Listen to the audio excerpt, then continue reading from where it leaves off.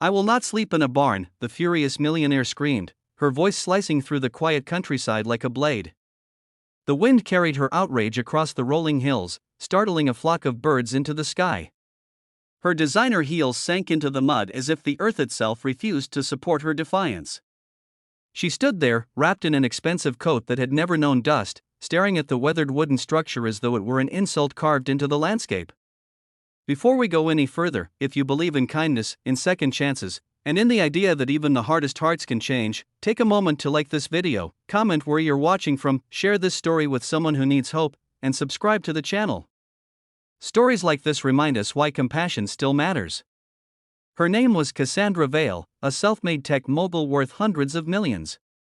She was known for her sharp mind, sharper tongue, and a life curated to perfection. Private jets, penthouses overlooking glittering skylines, dinners that cost more than most people's monthly salaries, this was her world. She controlled outcomes. She dictated terms. She never compromised. So when her helicopter was forced to make an emergency landing in the middle of nowhere after a sudden storm rolled in, Cassandra considered it a temporary inconvenience. She would wait it out, call in another aircraft, and be home before nightfall. That was the plan. But nature had other ideas. The storm intensified, grounding all flights for at least 24 hours. The nearest town was miles away, and the only shelter within walking distance belonged to a small, struggling farm owned by a widower named Thomas Hale. He was a broad-shouldered man with tired eyes and hands worn rough by years of labor. His daughter, Lily, no more than 10, clung shyly to his side when they first approached. Thomas offered them the only space he had, the loft of his barn. The farmhouse roof had been damaged in the storm weeks before, and repairs were slow without the funds to fix it properly. The barn was dry, he assured her, and the hay would keep her warm. Cassandra looked at the wooden beams, the scent of hay, the faint sounds of animals shifting below, and felt something inside her revolt. She had grown up in a cramped apartment above a laundromat, sharing a room with 2 siblings and a mother who worked 3 jobs.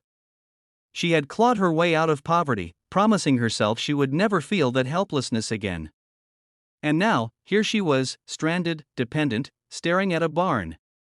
Her scream wasn't just about the barn. It was about fear. About losing control. About being dragged back to a life she had sworn never to revisit. But the storm did not care about her net worth. As the evening deepened and the sky turned a bruised purple, Cassandra realized she had no choice. The roads were flooded. The helicopter pilot had retreated to secure equipment. The temperature was dropping fast. Pride, for once, could not buy her comfort. Reluctantly, she climbed the wooden ladder to the loft. Each step felt like a descent into humiliation.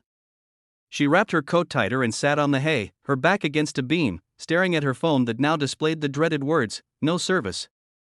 Below, she heard Thomas and Lily moving about, feeding animals, speaking in soft, patient tones. There was laughter at one point, genuine, unfiltered laughter. It echoed through the barn and did something unexpected to her. It made her feel lonely. Hours passed. The wind howled against the wooden walls. The barn creaked, but it stood firm. Cassandra couldn't sleep. Her mind replayed board meetings, negotiations, victories.